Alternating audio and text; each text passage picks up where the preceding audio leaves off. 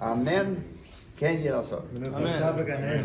If I can add a quick word, Chaim, if I could add a quick word about what Grandpa Albert said about your beloved mother. So it's very appropriate with the month of Nisan, because the month of Nisan is the month of Geula. And Rabbi Benchlouch brings that the month of Nisan, HaChodesh Hazeh Lachem, Rosh Chodashim. So what does it mean, HaChodesh Hazeh Lachem, Rosh Chodashim? There's more than one understanding to it, but it's like the whole Chodesh, the whole month, because it's so great and luminary and the potential that it has, the whole month, every single day of the month is like a Rosh Chodesh. Rosh Chodesh, you bring more korbanot, okay, but we didn't have that, but there's a lot of things associated to this month. Also, one of the names of the holiday of Pesach is, or the month is, Ha'aviv, Chodesh Ha'aviv.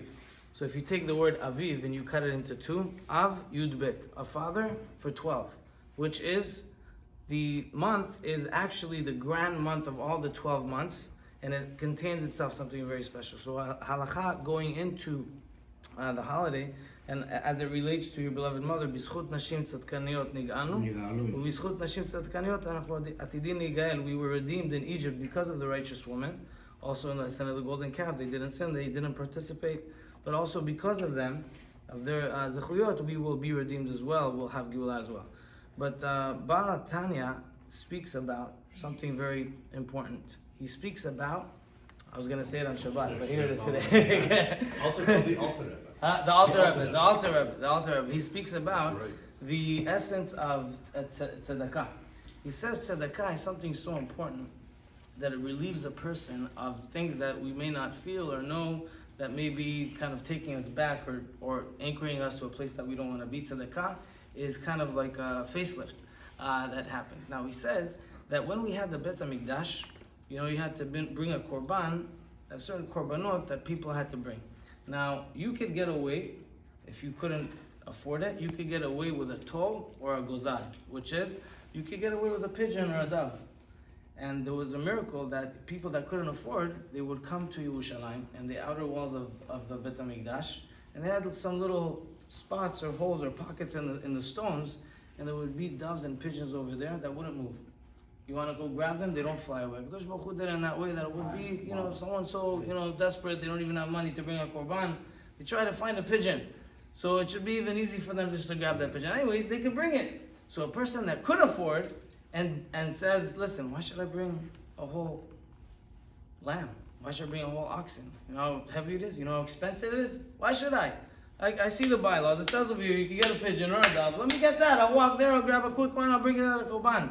Lo yatsa. The halakha is that they didn't fulfill their mitzvah. But you brought it on the mizbeach, shechita, everything, the blood. You didn't do the mitzvah. Why? Because it's based on what you can handle.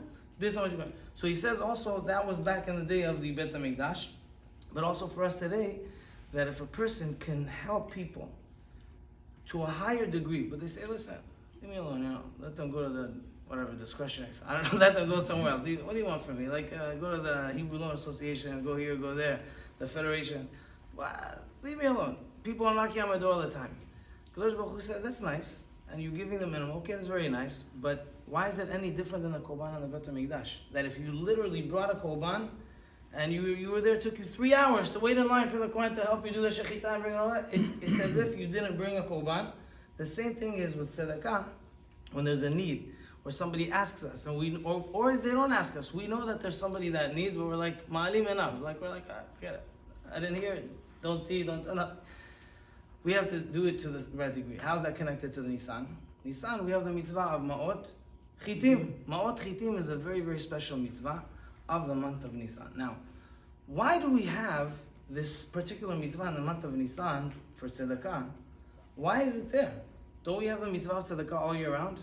All year round, every single Jew has to give tzedakah, whether they make this much, they make that much, they still have to give tzedakah. Even a poor person has to give tzedakah, has to share a slice of bread, right? Tzedakah. So why do we have a special notion of Ma'ot Chitim? Where is that coming from? So says Rabbi Benchlouch, now he says that Ma'ot Chitim, sometimes you have some very humble or modest people that they need tzedakah, but they don't ask for it. Or they need tzedakah and you offer it to them, they say no. Even the guys that say no, even the families that refuse, for Pesach, we shove it in their face.